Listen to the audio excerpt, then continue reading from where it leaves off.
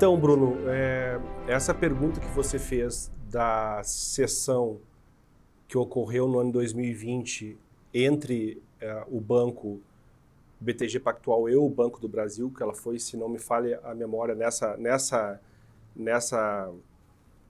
revista que você citou, foi uma cessão de 370 milhões, adquirindo uma carteira de 3 bi. Então você está adquirindo uma carteira com muita garantia, porque é uma carteira de agro, de crédito rural, inclusive nos estados aí do Goiás, Mato Grosso, né? Em torno de 12% do valor da carteira. Inclusive, eu sei que foi instaurado CPI sobre isso aí, mas não acompanhei, eu não sei como que ficou, se foi arquivado, se não foi, e se houve algum andamento político em relação a isso aí, porque essa matéria ela é social e política, certo? Se você disser para mim assim, Marco, você acha que houve fraude na cessão? Eu vou dizer, Bruno, não sei, porque as operações são personalíssimas. Nós teríamos que pegar todas aquelas pessoas que tiveram os créditos cedidos, analisar uma a uma e, primeiro, identificar se a cessão se deu por valor inferior ao valor que deveria ser, qual o tipo de cessão. Eu acredito que nesse pacote tem operações que estão ok. E eu vi e estou trabalhando em operações que não estão ok. Ou seja, elas foram cedidas por valor inferior ao valor que deveria ser o ressarcimento pelo inadimplemento da operação. O pessoal pergunta por que o banco vendeu a carteira? Uma determinação muito provavelmente de diminuição do passivo, tem uma questão contábil, tem uma questão política e não foi analisado na sessão, pelo que eu tenho acompanhado nos casos práticos, a precificação o tipo do instrumento e a origem do recurso. Então, como que você dá a uma instituição privada, entrega para ela uma operação garantida, uma operação lucrativa, por valor inferior ao valor de ressarcimento da própria União? Primeiro, isso é uma questão da Advocacia Geral da União, talvez. Eu sei que o TCU olhou, eu sei que tem algumas discussões. Como eu disse antes, a cessão ela é irreversível. Contudo, como que você pode regularizar isso? Porque se o crédito foi ressarcido ao banco, se a gente está falando que é um FCO, é uma operação com a taxa de juros subsidiada personalíssima para aquele produtor rural, ela foi feita para ele, se esse valor foi ressarcido a menor, à União ou ao banco, ou seja, quem for, quem é que vai pagar essa diferença? Ele vai ser restituído ao Banco do Brasil? Eu não sei porque eu não vi o contrato, certo? O operacional disso é escritura pública de cessão de direitos creditórios e termo de cessão confidencial. Por quê? O termo de cessão, o intuito é de que o devedor não saiba por quanto foi a cessão, e eu acho que isso não é algo que seja ilegal, eu acho que não é obrigatório, preserva o investidor. No entanto, quando a gente está defendendo e patrocinando o interesse do produtor devedor, uma matemática reversa, a gente consegue entender o quanto era o patamar mínimo pela regra de cálculo daquele crédito que ele deveria pagar. E se você tiver informação, que é o caso de algumas operações que nós temos a informação de aquisição, o quanto aquele terceiro investidor, no caso o BTG Pactual, pagou por aquela operação, sendo que me parece que foi concedido à instituição financeira a prerrogativa que era do produtor rural.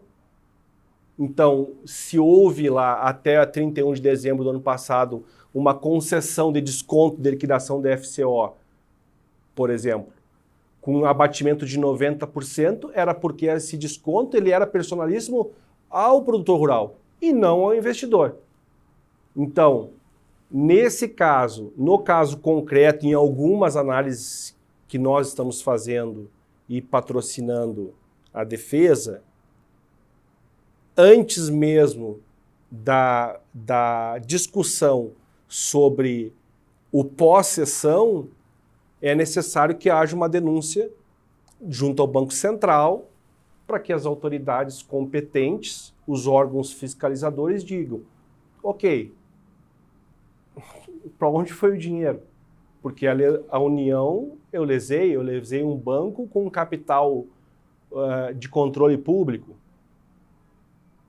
Isso não é uma questão que ela é escondida, mas quem conhece sabe. Eu faço isso há muitos anos, então eu sei quando hoje, pela data da operação, eu consigo mais ou menos estimar, essa operação é de 96, quanto foi? 100 mil reais? Então hoje 100 mil é tanto. Esse tipo de recurso é assim, esse aqui tem um desconto originário de lei. Nas operações do Banco do Brasil, como ele é de controle público, ocorreram dois momentos da instituição a devolução dessas operações para a União. Em 1996, chamado de securitização, e depois em 2002, securitização novamente e PESA, aonde o banco devolvia essas operações para a União e ela virava um crédito fiscal não tributário. E aí, então, somente com ou decisão judicial, transitada em julgado, ou então através de legislação para que o produtor fizesse tanto o parcelamento como a liquidação dessas operações à vista. O banco pode ceder as operações para investidores privados? Pode, desde que ele não conceda ao investidor os requisitos que são personalíssimos da pessoa do produtor rural que tomou aquele recurso e que essa cessão ela ocorra pelo valor de ressarcimento. Nesse caso que eu falo, um caso prático, o valor de aquisição foi no mínimo 3 vezes menor que o valor de ressarcimento da política social. Será que o devedor não teria pago com essa oferta? Porque para ele sempre foi difícil pagar. Obviamente que alguns produtores ou mal instruídos, ou então pensando que talvez viesse alguma outra solução, acabavam não pagando, ou em algumas regiões do Brasil também, o pessoal não conseguia pagar, né? Então, isso é preciso levar em consideração na hora de fazer a cessão. Eu sempre digo para os nossos investidores, inclusive esses trabalhos que eu desenvolvo para a securitizadora da House de vocês, que nós temos que saber precificar para evitar termos problemas. Quando você está adquirindo um contrato, um ativo bancário numa instituição de controle público, por exemplo. Então, veja bem, exemplo, você tem uma operação de um crédito constituído vamos pegar um caso concreto, um crédito constituído de 82 milhões. Essa operação antiga, pela precificação, você tem que ressarcir 13 milhões e 400 à instituição financeira. Se essa operação ela não tiver dentro da composição do título de crédito, ela não tiver política social e for recurso próprio da instituição financeira, ele vai poder ceder esse crédito por 5, 10, por quanto ele quiser, certo? Recurso próprio. Agora, quando tiver uma regra, nesse caso, tem que ceder por 13 milhões e 400. Bom, essa oportunidade foi concedida ao devedor, mas ele achou por bem não querer liquidar. O investidor, o fundo de investimento, o FDIC, seja quem for o investidor privado, ele vai lá e compra essa operação por 13 milhões e 400.